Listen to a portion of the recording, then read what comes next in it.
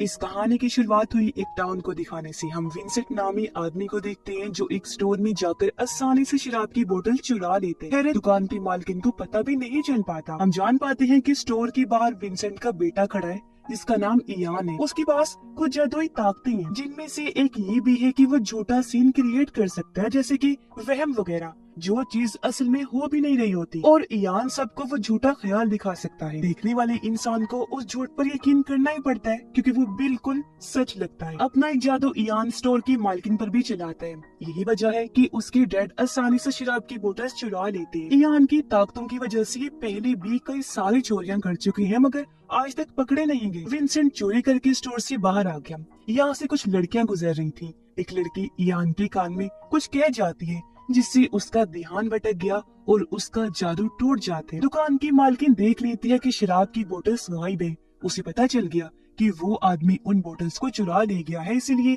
वो हथौड़ा लेकर बाहर आती है। लेकिन इससे पहले विंसेंट पर हमला करती एक बार फिर इयान अपना जादू करते हैं। औरत को रोकने के लिए वो उसे ऐसा ख्याल दिखाता है जैसे इयान के हाथ में गन है और वो उसे गोली मारने वाला है। औरत जैसे उसके पास गई, इयान ने शूट कर दिया। इस चीज को सच मानकर औरत नीचे गिर गई, जिस चीज का फायदा उठाकर वो बाप बेटा यहाँ से भाग निकले। पर ये देखकर एक पुलिस वाला वहाँ आकर औरत को चेक करते, जो जाहिर है बिल्कुल ठीक थी, उसे गोली नहीं लगी थी। मगर अब पुलिस ऑफिसर दोनों का पीछा करने लगता है। विंसेंट इयान पर गुस्सा करने लगा कि क्या जरूरत थी अपनी ताकतों को सबके सामने इस्तेमाल करने की।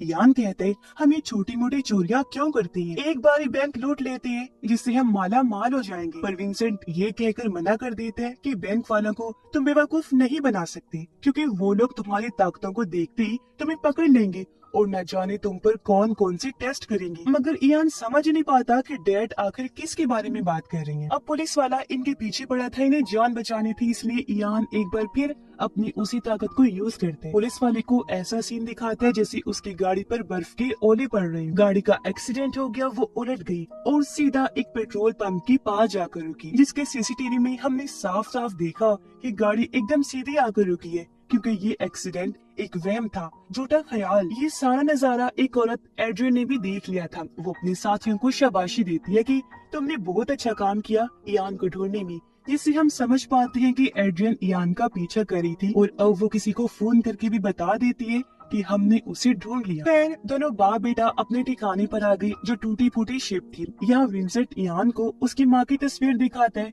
उसने इयान को बताया हुआ था कि तुम्हारी मॉम की मौत हो गई है, तुम्हें मैंने अकेले ही पाल पोस कर बड़ा किया। लेकिन इयान ऐसी जिंदगी से खुश नहीं था क्योंकि विंसेंट की लगाई गई पाबंदियों से वो ना खुश था। उसके डैड इयान को बाहर जाने नहीं देते थे, ये कहकर मना कर देते थे कि तुम खास हो, बाहर जाना सेफ नहीं, तुम कोई आम इंसान नहीं हो। अब जो पुलिस वाला उनके पीछे लगा था वो एक बार में आता है और उस एक्सीडेंट के बारे में अपने दोस्त को बताते हैं। उसकी सारी बातें पास बैठे आदमी ने सुन ली, जो भी कोई आम इंसान नहीं था बल्कि म्यूटेंट था। उसके पास भी ताकतें थी जिनकी मदद से वो ऑफिसर के दिमाग से जानकारी निकालते। ऐसा होते ही ऑफिसर बेहोश। हमें पता चलता है कि कहानी में इन म्यूटेंट लोगों को परसेप्टर कहा गया है। उधर एड्रियन अपने साथियों के साथ दोनों बाप बेटे के ठिकाने पर आ जाते हैं ताकि वो इयान को हासिल कर सके जिसकी कब से इन्हें तलाश थी। ये लोग एक खुफिया एजेंसी के लिए काम करती थी। पहले विंसेंट भी उसी एजेंसी के लिए काम किया करता था, इसीलिए एड्रियन और विंसेंट दोनों एक दूसरे को जानते थे। लेकिन फिर कुछ ऐसा हुआ कि सब बदल गया। ये लोग एड्रियन को मारते हैं और उससे इयान के बारे में पूछते हैं मगर वो अपना मुंह बंद रखता है। पता चलता है कि एड्रियन एक साइंटिस्ट है और वो जिस एजेंसी अवेयरनेस के लिए काम करती है उनका काम था इयान जैसे लोगों पर एक्सपेरिमेंट तजर्बे करना, क्योंकि उन लोगों को ऐसी ताकतें देने वाली भी वो एजेंसी ही थी। उन्होंने ये इंसान, ये परसेप्टर खुद बनाए, उनके अंदर खास किस्म का फार्मूला डालकर, जिससे ये सुपर पावर्स रखने वाली इंसान बन गए ये म्यूटेंट्स, जिन्होंने जंग बहुत अच्छी लड़ी और अपने मुल्क को जंग जिताई। पर बाद में गवर्नमेंट को खतरा पड़ गया कि कहीं ये सुपर ह्यूमन, ये म्यूटेंट हमारे खिलाफ ही ना हो जाए, इसीलिए गवर्नमेंट ने एक एक करके सभी परसेप्टर को खत्म कर दिया। एड्रियन कहती है अब इस दुनिया में सिर्फ एक ही परसेप्टर बचा है जिसे भी हम बहुत जल्द पकड़ लेंगे। वो यहाँ इयान के बारे में बात नहीं कर रही थी, हालांकि उसके पास भी वो ताकतें थी मगर उसे परसेप्टर इसलिए नहीं कहा जा रहा था क्योंकि वो एक परसेप्टर से पैदा हुआ था, जो चीज नामुमकिन थी क्योंकि परसेप्टर जन्म नहीं दे सकते। इसीलिए तो इयान एक चमत्कार था जिसे सालों से विंसेंट छुपा रहा था। इन लोगों को पता चल जाता है कि इयान एक गेमिंग जोन में गया है जहाँ वो परसेप्टर भी आया हुआ था इयान को ढूंढने। अब एड्रियन जिस आखिरी परसेप्टर की बात कर रही थी वो और कोई नहीं बल्कि यही परसेप्टर था जो बार में बैठा था, जिसने पुलिस ऑफिसर का दिमाग पढ़ा था। उसे पता चल गया था कि एड्रियन के लोग इयान को पकड़ने आ गए हैं, इसलिए वो उनका ध्यान भटकाने की कोशिश करते हैं, जिस वजह से वहाँ हलचल मच गई। गोलियां चलती है, लोग डरकर भागने लगते हैं। इस बीच इयान परसेप्टर को देख लेते हैं। उसे पता चल गया कि ये भी म्यूटेंट है, लेकिन इससे पहले परसेप्टर उसके पास जाता है। एड्रियन के लोग परसेप्टर के सर पर हेलमेट लगा देते हैं, पर हम देखते हैं कि वो इतना ताकतवर है कि बिना देखे भी उन लोगों से लड़ रहा था। लेकिन उसे लड़ते लड़ते काफी देर हो गई थी, क्योंकि एड्रियन इयान को अपने साथ ले जा चुकी थी। एड्रियन इयान को भी वो हेलमेट पहनाकर उसका ब्लड सैंपल लेती है। फिर एजेंसी में लाने की बात उसे बताती है कि कई सारे लोग इस एजेंसी अवेयरनेस के खिलाफ काम कर रहे हैं, अपनी ताकतों का गलत इस्तेमाल करके। अवेयरनेस के खिलाफ काम करने वाले बागी लोगों ने अपनी एक आर्मी बनाई है, जिनका एक हेड भी है। इयान पूछता है, मगर इन सब से मेरा क्या लेना देना है? एड्रियन उसे बताती है कि अगर हम तुम्हें यहाँ ना लाते तो वो परसेप्टर तुम्हें मार देता, क्योंकि वो अवेयरनेस का आखिरी बचा हुआ परसेप्टर है। तुमसे ज्यादा ताकत है उसके पास, और वो चाहता है कि तुम उसका साथ दो। अगर तुम ऐसा नहीं करोगी वो तुम्हें मार देगा। और अब मैं ये चाहती हूँ कि तुम हमारे साथ काम करो। तुम्हारे खून में परसेप्टर वाला जो फॉर्मूला है, मुझे वो चाहिए, ताकि तुम्हारी ताकतों को एक्टिवेट या फिर डीएक्टिवेट किया जा सके। और हाँ, तुम्हारी डैड भी हमारे पास है। अगर तुम चाहते हो कि तुम अपने डैड से मिलो तो तुम्हें मुझे अपनी ताकतें दिखानी होंगी। वो कहती है, चलो तुम मुझे कोई इंसान बनाकर दिखाओ, यानी इंसान का झूठा ख्याल बनाओ। इयान इसके लिए मना कर देता है, कहता है ऐसा मुमकिन नहीं, मैंने कई बार कोशिश की लेकिन इंसान नहीं बन पाया आज तक। एड्रियन कहती है, अच्छा बीच और समंदर का झूठा सीन ही बना दो। इयान कोशिश तो करते हैं मगर उससे हो ही नहीं पाता। एड्रियन कहती है, ऐसा इसलिए हो रहा है क्योंकि तुम्हें अपनी ताकतों का अंदाजा ही नहीं है। अपने जज्बात को पहचानो, उनका इस्तेमाल करो, क्योंकि फीलिंग्स के जरिए तुम ऐसा कर सकते हो। वो इयान को उसकी बचपन का टाइम याद करवा के उसे उसकी मॉम की तस्वीर दिखाती है, जिससे गुस्सा होकर इयान भी उसे समंदर और बीच का झूठा सीन दिखा देते। अब यहाँ इयान ने एक मक्खी भी बनाई थी,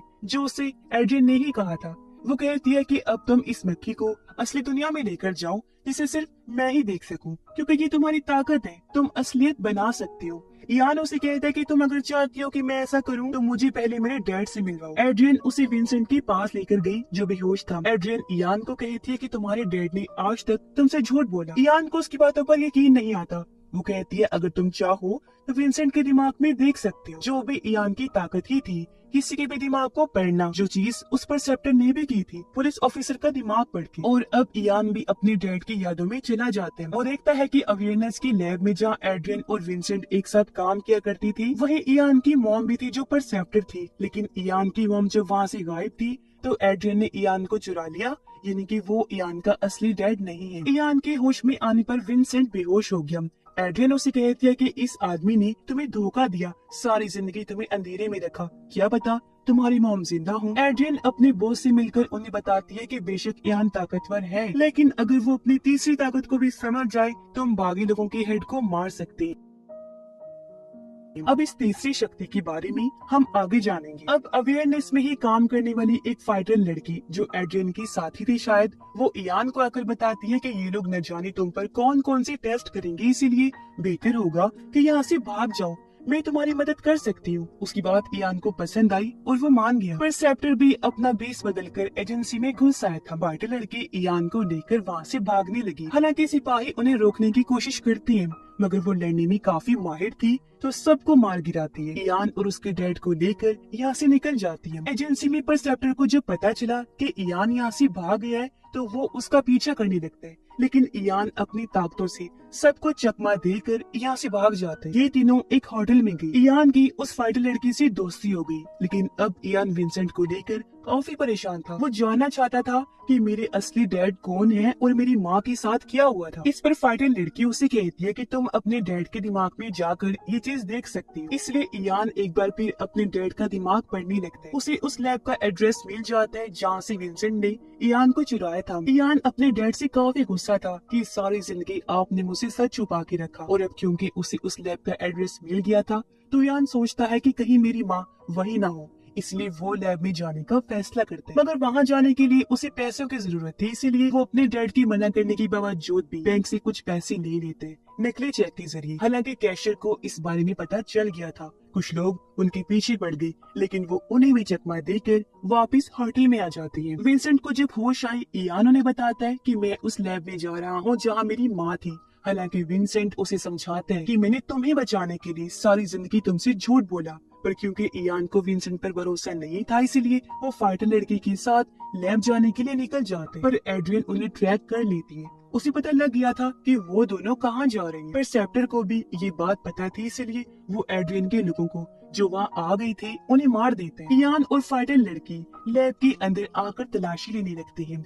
इन्हें खुफिया दीवार के पीछे से बहुत सारी फाइल्स मिली जो सारा लैब का डेटा था। इन्हीं में एक फाइल इयान की मॉम की भी थी। विंसेंट जब अपनी शिप में वापस आया तो वहाँ एड्रियन भी आ गई जो कहती है कि हमारी मदद करो क्योंकि जो भी है इस टाइम इयान को तुम्हारी जरूरत है, तुम उसके डैड हो। इसलिए विंसेंट मान जाते हैं। उधर पर सेप्टर इयान के सामने आ गया और क्योंकि वो इयान से ज्यादा ताकतवर था इसलिए उसे झूठे ख्याल दिखाकर पकड़ लेते।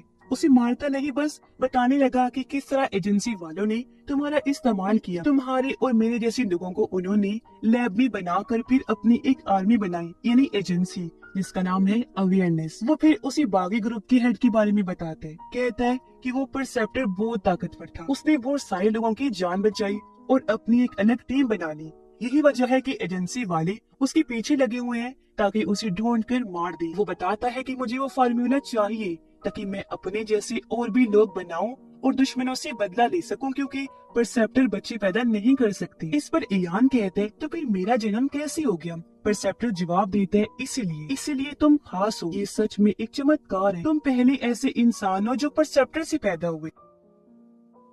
तब यहाँ पर एड्रियन के आदमी आ जाते हैं इसलिए परसेप्टर इयान और फाइटर लड़की को वहाँ से भेजकर खुद एड्रियन के लोगों से लड़ने लगता है। वो कुछ देर तो झूठा ख्याल बना लेता है लेकिन फिर पकड़ा गया। उसके चेहरे पर जैसे हेलमेट लगाया गया अब वो अपनी ताकतों को इस्तेमाल नहीं कर पा रहा था जबकि इयान और फाइटर लड़की यहाँ से भाग गई। एड्रियन के लोग परसेप्टर को लैब ले आए। वो उसकी बॉडी से फार्मूला निकालने की कोशिश करती है मगर वो ये जानकर मायूस हो गई कि फार्मूला उसके डीएनए में मिक्स हो गया क्योंकि असल बात तो ये थी कि उन लोगों से फार्मूला कहीं खो गया था। परसेप्टर वहाँ से निकल जाते हैं और अब एड्रियन को इयान की तलाश थी। इयान फाइटर लड़की के साथ उस जगह पर गया जहाँ उसकी मॉम थी और आज यहाँ पहली बार वो अपनी मॉम से मिलते। उनकी हालत ठीक नहीं थी, वो सदमे की वजह से कोमा में थी, साथ ही काफी जख्मी भी थी। अपनी माँ की ये हालत देखकर इयान को बहुत गुस्सा आता है। उसे लगा कि शायद वो मर चुकी है पर तब यहाँ पर सेप्टर भी आ गया। वो इयान को कहता है कि तुम्हारी माँ अभी जिंदा है। इसलिए इयान अब अपनी ताकतों की मदद से अपनी माँ के दिमाग में जाते हैं जहाँ उसे अपना बचपन नजर आता है। उसे पता चला कि एड्रियन जिस फार्मूला के पीछे है वो दरअसल इयान की माँ ने ही बनाया था और उस चीज की याद उन्होंने इयान के दिमाग में डाल दी ताकि हर किसी को उस बारे में पता न चल सके। और अब असली दुनिया में परसेप्टर उस याद को लेने की बहुत कोशिश करते हैं। हालांकि इयान उसे ऐसा करने तो नहीं देता लेकिन इस जोर जबरदस्ती की वजह से इयान की मॉम की मौत हो जाती है। इस बात से इयान को बहुत दुख हुआ, साथ ही उसे काफी गुस्सा भी आता है और अब वो अपना गुस्सा एड्रियन और उसके साथियों पर निकालना चाहता था जो वहाँ पहुँच भी गई थी। और अब यहाँ इयान की तीसरी ताकत भी सामने आई और वो ये थी कि वो एक साथ कई सारे लोगों के दिमाग को कंट्रोल कर सकता था। ऐसे उसने बहुत सारे लोगों को मार गिराया मगर कोई उसका कुछ बिगाड़ नहीं पाता। तभी उसे रोकने यहाँ विंसेंट आ गया। वो खुद को शूट ही कर लेते हैं जिससे इयान अपने होश में आ गया और अब आखिरी बार वो अपने डैड के दिमाग को चेक करते हैं। उसे पता चला कि असल में इयान की माँ ने विंसेंट को कहा था कि मेरे बेटे को कहीं दूर ले जाओ किसी महफूज जगह पर, यानी विंसेंट ने जानबूझकर उसका बच्चा नहीं चुराया था। ये देखकर इयान को दुख हुआ। वो अपने डैड से माफी मांगते हैं और इसी के साथ उनकी मौत हो जाती है। अब परसेप्टर फार्मूला हासिल करने के लिए फाइटर लड़की का इस्तेमाल करते हैं, उस पर गन पॉइंट करके मारने की धमकी देते हैं। ये देखकर एड्रियन इयान को कहती है कि कोई फाइटर लड़की है ही नहीं, ये तो बस छलावा है, फाइटर लड़की का झूठा ख्याल जो परसेप्टर ने तुम्हारे दिमाग में डाला। इयान जब इस बात पर गौर करते हैं तो उसे भी यकीन हो गया कि शुरू से लेकर अब तक कोई फाइटर लड़की थी ही नहीं, बल्कि वो तो झूठा कैरेक्टर बनाकर परसेप्टर ने मेरे दिमाग में डाला। इसलिए इयान उसकी बातों में आए बगैर उसे शूट कर देते जिससे परसेप्टर फाइनली मारा जाते। सिर्फ फाइटर लड़की रह गई क्योंकि वो खुद ही बनाया गया कैरेक्टर था और एक ही लूप में वो चल रही थी। फिर हम कुछ टाइम के बाद का सीन देखते हैं जहाँ इयान और एड्रियन कब्रिस्तान में थी। इयान उसे कहता है कि मैं उन सभी लोगों को खो चुका हूँ जो मेरे अपने थे, जिनको मेरी परवाह थी। एड्रियन उसे कहती है कि हमें है तुम्हारी परवाह क्योंकि हमें वो फार्मूला हर हाल में चाहिए जिसके लिए हमें तुम्हारी जरूरत पड़ सकती है, क्योंकि अगर वो फार्मूला मिल गया